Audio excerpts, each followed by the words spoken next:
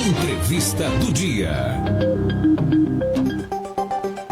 Muito bem, e às 8h56, quem está aqui com a gente no estúdio da Jovem Pan Araçatuba é o poeta e escritor, fiquei sabendo no intervalo que ele também é economista, Ednei Cielice Dias, que acaba de lançar o livro Languagem, este aqui, que você que está acompanhando a gente na live está vendo, me foi presenteado pelo meu confrade e padrinho na Academia Araçatubense de Letras, professor Hélio Consolaro. Comecei a ler, não terminei ainda, sou sincero, falei aqui para o Ednei. Ednei, ó, eu estou na página, o último poema que eu li foi o da página 72, cujo título é numeral 2. Então ainda falta metade do livro para eu ler, estou gostando bastante. Inclusive começamos o programa de hoje com a frase do dia, um trecho de uma poesia aqui do Ednei. Bom dia, tudo bem com você? Bom dia, Marcelo, um grande prazer estar aqui, uma honra. Todo nosso. E voltar a Araçatuba, né, com esse apoio aí da Academia Araçatubense de Letras. Disto eu não sabia, voltar a Araçatuba quer dizer que você saiu daqui, então? Pois é, saí já faz um bom tempo. Mas você é nascido em Araçatuba? Olha, eu nasci em Piacatu e vim com 3 meses para Araçatuba. Então eu não posso dizer que eu sou piacatuense, porque não tenho memórias de lá, né? Sim, mas a gente brinca aqui que é a grande Piacatu e todas as cidades do entorno fazem parte da metrópole que é Piacatu. Exatamente, eu concordo plenamente com a tua afirmação. Me diga o seguinte, tenho que começar perguntando para você, o que é languagem? A palavra existe, é um neologismo ou uma invencionice do Ednei? Olha, eu prefiro chamar de invencionice mesmo, né? Assim, eu brinco que dizendo que é um mergulho na língua, mas também respeitando a vagabundagem, né? Então, quer dizer, porque a poesia, a poesia é língua, a poesia é ritmo, a poesia é questionar, né? As pessoas hoje são muito assim passivas, né? Eu vou ficar... Não, a boa literatura, você sabe, Marcelo, é aquela que entra e faz você também pensar, ver o mundo sobre outras facetas, né? Um prazer muito mais profundo. Então a languagem, esse é o meu segundo livro de poesia, eu comecei a publicar já com uma certa maturidade, embora escrevesse desde adolescente aqui em Araçatuba. Então minha poesia começou aqui em Araçatuba, certo? E Languagem é meu segundo livro de poesia, que eu fiz um mergulho mais profundo na linguagem. Então eu uso linguagem coloquial, informal, mas também eu uso arcaísmos, eu uso muito neologismos, eu misturo línguas, eu faço uma série de brincadeiras, né? Então eu não tentei ser pedante, eu tentei fazer brincadeiras com a língua tem que ser uma coisa lúdica. Você mostrou a capa aí do livro, né? É uma capa que procura refletir um pouco esse espírito de alegria, de cor, né? De a gente se questionar, né? Também, mas de uma forma prazerosa, olhando para a vida de uma maneira positiva. Muito bom. E aí me diga, seu primeiro livro qual é, quando foi lançado? Meu primeiro livro, ele chama-se Cartas da Alteridade.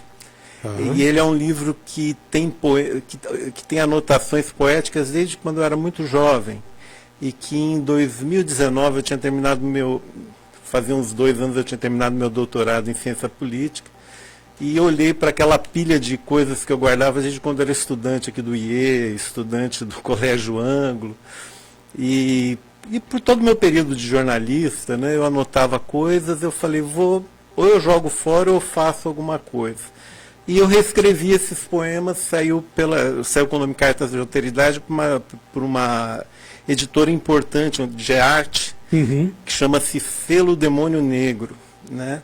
É uma edição muito bonita e tem poemas sobre Araçatuba até. Olha. Infelizmente eu não tenho aqui um exemplar aqui para te deixar, mas sem problemas. É um livro, foi em 2020. E depois, posteriormente, isso foi me abrindo, né? Eu voltei a ter mais contato com poetas, com intelectuais ligados à literatura. E mais recentemente a editora Iluminuras, que é uma editora de muita tradição na poesia, né, e na cultura brasileira, por meio do seu editor Samuel Leon, gostou da ideia do Linguagem e engajou e fez esse livro muito bonito. Você já tinha poemas e poesias escritas, ou você concebeu especialmente já para o livro? É o seguinte, o Cartas da Alteridade, o primeiro, eu reescrevi anotações muito antigas. Sim. Digamos assim, 80% dos poemas deste livro, eles foram escritos no período da pandemia.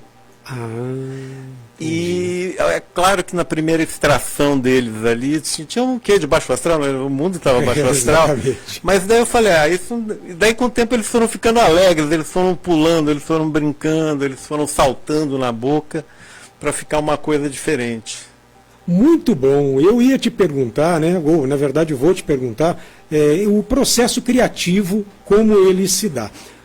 Durante crises, como foi a crise de saúde pública, isso parece que aflora, né? Parece que o ser humano ele é instigado a procurar uma solução e a se expressar, ainda mais no momento em que a gente estava todo mundo recluso. Você tem que se expressar de alguma forma, você tem esta facilidade. E aí, esse processo criativo seu, ele ocorre na prática de que forma? Eu quero saber o seguinte, você escreve de manhã à tarde à noite, você para, você vai me entender, entre aspas, incorporar o poeta, ou isso sai no papel do pão quando você está na padaria comendo um pão na chapa? Então, esse é um ponto bem legal, né? Por exemplo, eu te falei que desde quando era adolescente aqui em Araçatuba, aliás, quem me chamou de primeira vez de poeta foi uma professora do Cristiano Olsen, a dona Carmen. Olha, ela já identificou essa sua veia. Ela pediu para eu fazer uma redação, eu estava no segundo ano primário, né? E depois ela pegou assim, olhou, mas menino, você é um poeta. Olha só, olha só. Daí que eu liguei o nome à pessoa. Mas aí a gente vai anotando tudo. Mas em 2019, quando eu fui fazer o primeiro livro, eu falei, olha, eu como jornalista escrevi muito, etc., e eu não dei a devida atenção a esses meus textos. Então, eu trabalhei eles profundamente, quase que obsessivamente. E daí, no processo de criação do Linguagem, o que acontece? Às vezes eu vou tomando anotações, muitas vezes à noite, e eu gosto de trabalhá-las pela manhã, com a cabeça bem fresca, mas com muita intensidade, sabe? Então, eu acredito assim, quando, por exemplo, um profissional de jornalismo, sabe aquele momento que a sua cabeça está totalmente concentrada, que você tem que dar a notícia, né, com precisão, da forma mais concisa possível. Isso na poesia tem que ser elevado à 10ª potência. Né? Você tem que ir a fundo no significado das palavras, nas interpretações possíveis, né? Porque a poesia também ela pode ser uma coisa de interpretação aberta, ela não precisa ser uma imagem taxativa, uma mensagem resoluta, né? Sim, ela pode ser uma coisa aberta. Crua. Afinal de contas, onde estaria o mérito do artista se não propiciar ao outro a interpretação? Exatamente. Não é? Se eu quero nua e cruamente te impor algo, vou eu fazer um ofício, né? Não uma poesia. Estou fazendo meus comentários aqui, se você acha que pensa que são indevidos, você pode emendar. Imagina, quem sou eu?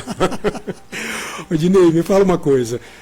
Você falou que saiu de Araçatuba com 17 anos, aí você fez faculdade de economia.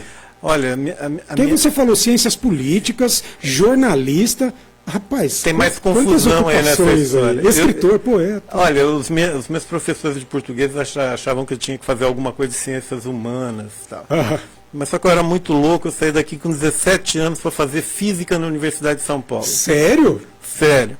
Física na USP? Exatamente. Caramba, e aí? Entrei com 17 anos. Quando eu cheguei com a notícia em casa, o pessoal achou que eu tinha pirado, etc. Tá?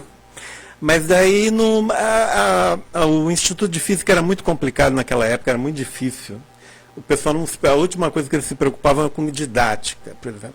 E então daí eu não me adaptei, e daí eu já era meio boêmio aqui em Araçatuba, fiquei boêmio e meio lá em São Paulo, mas daí depois eu quis construir minha vida e já conhecia a USP, vi que a Faculdade de Economia era bem estruturada, me formei em Economia. Quando eu estava no final do curso de Economia, a Folha de São Paulo criou o caderno Economia. E eles estavam com problemas lá. E daí eles precisavam de alguém que ajudasse nisso. E na época o Brasil estava numa crise econômica grande e tal, e eles me ofereceram um bom emprego. E eu comecei a trabalhar lá na editoria de economia, e depois eu fiz uma carreira de 17 anos na Folha, né, em que eu cuidei muitos anos da página de opinião, lá do jornal, página 2 e 3, fui editorialista, criei o programa de qualidade junto com outros colegas, fui coordenador do programa de qualidade. Enfim, depois trabalhei no Estadão, cuidava da primeira página do Estadão. Primeira página do Estadão. Exatamente. Rapaz. E depois a minha vida deu uma outra volta, que eu voltei a ser economista, trabalhei na Fundação Getúlio Vargas, trabalhei em consultorias, assim, basicamente pela Fundação Getúlio Vargas. E daí aí eu pude voltar para a universidade e daí eu estudei ciências políticas. Assim. Bom, é esse tipo de coisa que eu fiz na minha vida. Aí no meio tempo aí encontrou espaço ainda para poetar. Não, mas é que tá, mas você sabe que a poesia é a essência, né? Sim. Tudo isso daí era o poeta ganhando a vida e tentando entender um pouquinho o mundo, né? Com certeza. Tem gente que, para lá da crueza do trabalho, e é necessário para a alma humana, tem um hobby, uns gostam de cultura, mas outras coisas, outros gostam de praticar esportes. Ednei gosta de refletir, escrever. Para fazer isso, você tem influência na sua escrita de algum poeta, algum escritor aí de referência, ou vários deles? Olha, são vários escritores. Eu tive a oportunidade eu tenho ascendência espanhola e italiana, né? E eu tive a oportunidade de aprofundar mais. Celice italiano, Dias espanhol. Exatamente. Uhum. Tudo aqui dessa região aqui, né? Toda essa migração que veio para Araçatuba, para Birigui, Araçatuba, Bilac, a Grande Piacatu, né? Então, assim, eu aprofundei bastante assim, no idioma italiano e estudei um pouco mais de literatura. E um amigo meu que está no último pós-fácil desse livro, o Douglas Jagues, de Campo Grande, é um poeta, ele identificou, né, pô, Ednei, mas você, por exemplo, você usa o mesmo método de criação de um poeta muito importante na Itália, do final do romantismo, que chama-se Giacomo Leopardi. Que ele criava muitos neologismos, ele ajudou a renovar a poesia italiana. Então, Giacomo Leopardi. Mas é claro, toda a literatura que eu li aqui, comecei lendo aqui em Araçatuba, Carlos Drummond de Andrade, Manuel Bandeira, eu era um rato de biblioteca aqui em Araçatuba, a biblioteca do IE, a biblioteca municipal. Municipal eu fui também. Então esses grandíssimos poetas, né, tiveram uma grande influência na minha vida, mas só que tem uma coisa muito importante. Eu só senti vontade de publicar quando eu vi que eu estava publicando alguma coisa que não tinha nada parecido com o que eles faziam. Porque quando a gente lê uma pessoa muito bacana, muito genial, assim, a gente quer fazer igual, né? Sim. Então, quando eu percebi que eu estava escrevendo uma coisa que era minha, que tinha alguma referência que não, né? Então eu resolvi publicar. Então, esses poetas, Carlos Drummond de Andrade, Manuel Bandeira, alguma coisa da poesia espanhola também, são influências assim muito importantes na minha literatura. Maravilha! Estou conversando hoje aqui, você que está chegando agora ao Jornal da Manhã Araçatuba, com o escritor Ednei Celice Dias, ele que é aqui de Araçatuba, está com 2 livros, o mais recente, que ele vai fazer inclusive uma noite de autógrafos amanhã, a gente já fala sobre isso especificamente. O mais recente deles é este aqui, o Languagem, que eu estou lendo, está pela metade, Eu já avisei aqui o escritor, ó, vou ler tudo, né? Me foi presenteado pelo acadêmico, meu confrade e padrinho da Academia Araçatubense de Letras, que foi quem, inclusive, intermediou esta entrevista, professor Hélio Consolaro. Ednei, há alguma mensagem e reflexão que você quis deixar ou quer deixar com o livro, ou foi exatamente o que você falou no começo, de brincar com a linguagem, as pessoas entenderem que a língua é um ativo em constante movimento? Olha, na introdução do livro eu falo que é um aprendizado por meio da poesia.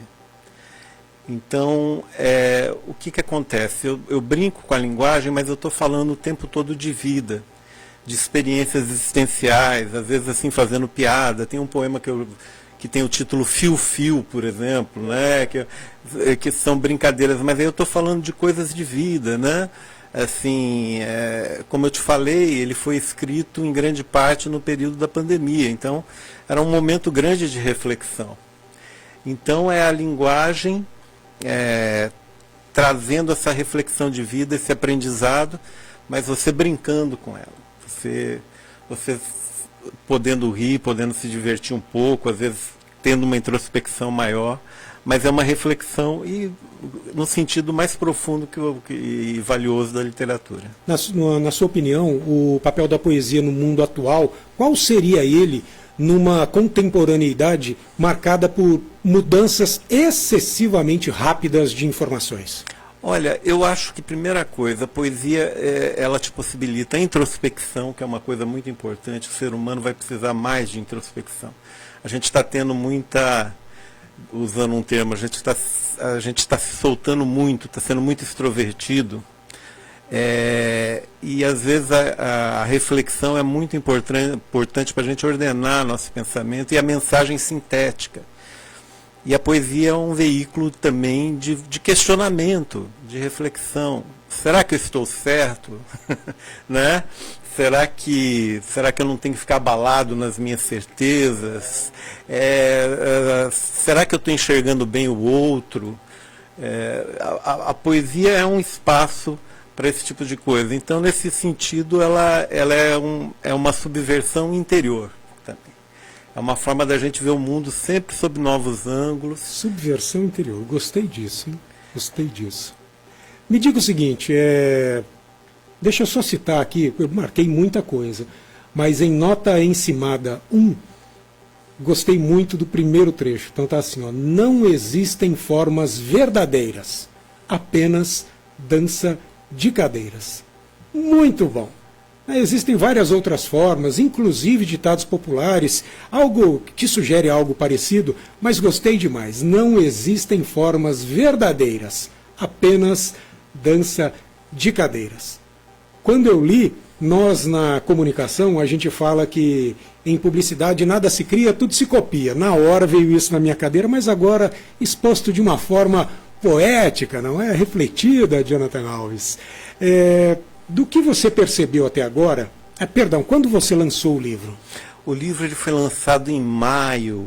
Né, na livraria Megafauna, lá em São Paulo, no edifício Copan. Eu tive a honra de ter a presença do Humberto Werneck. Olha! É meu amigo. Sério? O Ivan Ângelo, que é um dos maiores ficcionistas brasileiros, que também escreve um pós-fácil desse livro. E aí, como é que tem sido a recepção, né, e a crítica em relação ao livro? Olha, eu tive... Você dá muita bola para a crítica, não? Olha, a crítica, tudo a gente aprende, né? Pessoas assim foram generosas, assim, por exemplo, o professor Tito Damaso aqui de Araçatuba fez uma excelente resenha, uma coisa linda que não se encontra mais na imprensa, na grande imprensa, né? Não tem mais espaço. Então fiquei muito emocionado, também com a ajuda do professor Hélio Consolaro, conhecendo melhor o trabalho da Academia Araçatubense, te conhecendo aqui, olha. Sim, é verdade, não é? Então, quer dizer assim, depois de voltar, desde os meus 17 anos, eu voltava aqui para resolver problemas de família, esse tipo de coisa. Pela primeira vez eu estou voltando para reviver a vida cultural de Araçatuba, que muito me envaidece, e eu me sinto em casa, né? Porque Passou por aqui, né? Você ainda tem amigos por aqui, não? Tenho. Zé Roberto Zonetti foi meu primeiro colega, desde quando era criança, de 5 anos de idade. Entendi. Silvio Bombonati, Ângelo Talon. Enfim, eu não vou falar mais porque eu vou acabar esquecendo alguém. Tem sempre alguém que fica chateado. Exato, mas assim, eu ainda tenho alguns amigos, alguns primos, mas, quer dizer, depois que os meus pais morreram, ficou mais difícil vir aqui e tal. Entendi. Me diga uma coisa, ó, tem um pessoal aqui, inclusive, participando e perguntando, e a pergunta tem a ver com poesia e tecnologia. Como é que você vê, pergunta para ele, Marcelo, como é que ele vê o impacto das redes sociais na forma como a poesia é criada, compartilhada e consumida hoje em dia? Olha, eu acho que vai no contexto geral da informação muito rápida, né? Como eu disse, eu acho que a boa poesia pode ser um momento que, sei lá, se alguém postar alguma coisa de valor, um bom texto, e te fizer parar para pensar, é uma grande coisa, né? Então não importa se seja rede social ou não. Muitas vezes algumas pessoas, eu vou falar um pouco ao contrário, mas falando a mesma coisa. Qual que seria o papel do livro nessa história, né? Eu que também fui um editor e sou um amante da literatura, né? Que é o contrário, né, da rapidez das redes sociais, em certo sentido. É uma obra de arte, é uma coisa que você vai pegar, abrir, refletir e se divertir. Então é muito importante. Muito bom, muito bom. A gente sempre fala aqui no jornal, Ednei, que não podemos entender as coisas como, logo de cara, como inimigas, como algo destrutivo, porque no final das contas é o uso que cada um faz das ferramentas que importa. Não é? Ela não foi criada, olha, ela veio para destruir, para acabar, ela vem fatalmente para mudar, porque é algo orgânico, enfim. Então, que seja utilizado. Você só não pode usar inteligência artificial para fazer poesia e depois falar que é sua. Aí não vale, aí não pode. Hoje, atualmente, eu já tentei fazer isso, pedir para o chat GPT, e ele consegue, mas é algo muito básico. Eu acredito que um aluno de primário, por exemplo, consiga fazer uma poesia melhor do que a inteligência artificial, mas não tenho dúvidas que qualquer hora ela vai suplantar isso e vai conseguir fazer algo mais bem elaborado. No entanto, você que está do outro lado, saiba, já existe hoje inteligência artificial para identificar se a sua produção foi feita por outra IA, tá bom? Então, seja intelectualmente honesto, tenha a sua produção, mantenha a sua dignidade e aí produza algo autoral, não é? Embora lá na nota encimada, como disse o Ednei, não é? As coisas, não existem formas verdadeiras, apenas dança de cadeiras. Para mim, até agora, é a frase do livro que me marcou, dentre outras aí, mas é que mais me marcou. Me diga o seguinte, você está trabalhando já em novos projetos? Aliás, as poesias que você faz, ou poemas também, você guarda ou você publica para depois fazer a coletânea? Olha, eu na verdade eu gosto de pensar muito na ideia de livro, né? Então, por exemplo, quando eu trabalhei no Languagem, eu estava trabalhando num outro livro simultaneamente. Então os textos são inéditos. São inéditos. Olha só. Languagem, sério? 80% são textos assim de 3, 4 anos. É mesmo. E que daí eu fui trabalhando nessa ideia da languagem, né? Então, quando eu pego uma ideia, eu vou... Então, o primeiro foi Cartas da Alteridade, eu falei, é uma forma que eu tenho para juntar todas essas anotações. Languagem, da mesma maneira. E eu não vejo uma distinção muito grande entre poesia e prosa. Eu acho poesia genial porque ela é mais sintética. Sim, então, no mundo das comunicações rápidas, quem sabe? Mas é interessante o seu comentário, porque o desavisado ele tende a acreditar que a prosa que a poesia é mais romântica, que ela sempre tem que ter uma rima simples e que a prosa seria mais pobre, e não tem nada disso, né, cara? Quando a gente entende, suplanta todas essas análises superficiais e primárias. Tem um agradecimento muito importante que eu quero fazer, por Claro. exemplo, ao professor Pasquale Cipro Neto, Aham. que ele escreve a orelha. Então, Ele tem a escreve orelha a dele orelha. aqui. Ele foi muito interessante porque, como eu fazia muitas aventuras de criação, né? Então eu sempre trocava ideias com ele. Na orelha do livro ele fala, né? Ele lembra que a origem do termo poesia vem do grego poesis, que quer dizer invenção, né?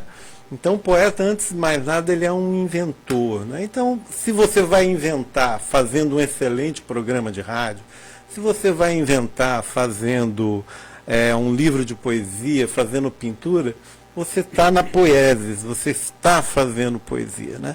E essa poesia de língua, né, é a invenção sobre a língua, é a invenção da língua para a língua, né? Então, assim, se não fosse Luiz de Camões, o português seria, sei lá, 30% menor e mais pobre. Menor. Porque ele inventou um monte de palavras, trouxe de um monte de língua. O Leopardi, que eu falei para você, fez a mesma coisa para o italiano. Então, a língua é isso, não é aquela coisa fechadinha. É claro, a gente precisa da norma culta para se expressar de uma forma que todos entendam. Exatamente. Mas a língua ela é sempre viva, é uma massa crescendo, borbulhando, e o poeta é um antenadinho que fica lá. Entendeu? Exatamente isso. No final da orelha está lá, ó. Destaque-se também o comovente trabalho operário de Ednei na elaboração de poemas de clara inspiração concretista na melhor tradição do que fizeram os nossos mestres dessa escola literária. Prepare o fôlego, caro leitor, simplesmente. Pasquale Cipro Neto, linguista e professor. Que é isso, hein? Eu, para além dos meus professores de língua portuguesa, e eu sou um apaixonado pela língua portuguesa e também por educação, então eu sempre gosto de lembrá-los, mas para além deles, 2 professores ainda são marcantes nos meus estudos. Pasquale Cipro Neto e meu colega, confrade e meu padrinho na Academia Araçatubense de Letras, Hélio Consolaro. Tem o livro dos dois, aí quando eu tenho dúvida eu vou lá dar uma olhadinha, enfim.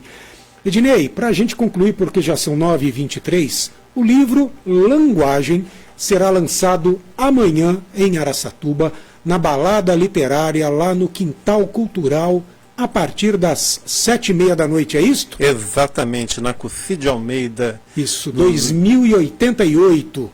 Cid Almeida 288, Quintal Cultural. E aí será uma noite de autógrafo, a pessoa vai ali, compra o livro, você autografa, e aí leve para sua casa e deleite-se como eu estou fazendo.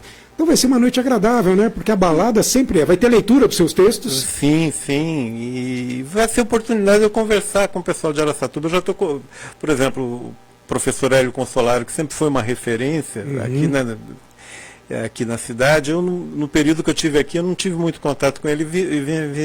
Estou tendo agora e tem sido uma coisa muito boa. Cara, ele é sensacional. Ele é mais desbocadão, assim, né? Eu gosto desse estilo. Sensacional. Eu gosto muito desse estilo. Ele incomoda lá na academia, quando nos reunimos e ele resolve fazer uma leitura, um comentário, ele sempre dá uma provocada, assim, sempre tem alguém incomodado, entendeu? É ótimo. Inclusive, Tito Damaso conta que o Tito, ele é o padrinho do Hélio Consolaro. Foi pelas mãos do Tito que o Hélio entrou. E o Hélio tinha resistência. Ele tentou mais de uma vez entrar, porque os antigos acadêmicos, mais conservadores do que os atuais, enxergavam nele algo disruptivo que eles não queriam lá dentro. Não, esse rapaz aí, ele é muito desbocado, ele fala palavrão, nós não queremos. Mas depois o Tito conseguiu dizer, olha, mas arte não é isso, né? Arte não é enfrentamento, arte... E aí Hélio Consolaro está lá até hoje. É ótimo, né? Não é? É ótimo isso. Então, olha, vamos lá, amanhã... Lançamento em Araçatuba, noite de autógrafos, do livro de Ednei Cielice Dias, com o livro Languagem, vai ser na Balada Literária do Quintal Cultural, amanhã, a partir das 7h30 da noite. Ednei, quero te agradecer muitíssimo por estar aqui no programa, por compartilhar com a gente esta obra, os seus ensinamentos. Em meia hora a gente conseguiu abstrair alguma coisa. E esteja convidado, vai lançar outro livro, tem outro trabalho, apareça aqui. Olha, muito obrigado, Marcelo. Tem sido uma honra para mim voltar aqui para a cidade, conhecer tanta gente boa, que incluo você. Obrigado. Né, o pessoal Jovem Pan aqui que nos abriu aqui espaço. E olha, muito obrigado mesmo. Então, Aí aguardo o pessoal lá, vamos conversar amanhã na balada. É isso, na balada literária, no Quintal Cultural. Bom trabalho, boa passagem por Araçatuba. Muito obrigado, Marcelo. Agora são 9 horas e 26 minutos. Repita. 9h26. Jornal da Manhã, Araçatuba.